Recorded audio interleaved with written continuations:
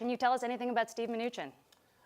Steve Mnuchin is a man from Wall Street. He traded mortgages in the 90s, but got out of them well before we had trouble with him in the 2000s. He started a hedge fund, and when we did have trouble in the late 2000s, he went to move from his family and himself from New York to L.A. to run a bank. One of the most troubled banks was called IndyMac and became One West.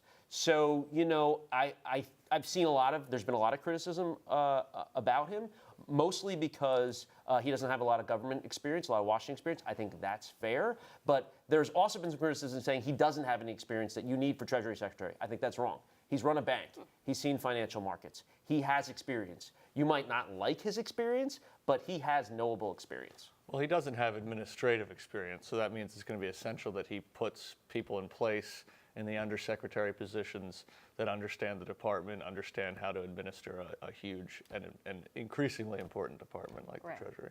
And so he was at Goldman for 17 years. We have possibly Gary Cohen also being picked. Steve Bannon used to be at Goldman. There's a lot of Goldman people. The stock was at its highest level since the recession yesterday. What's going on there?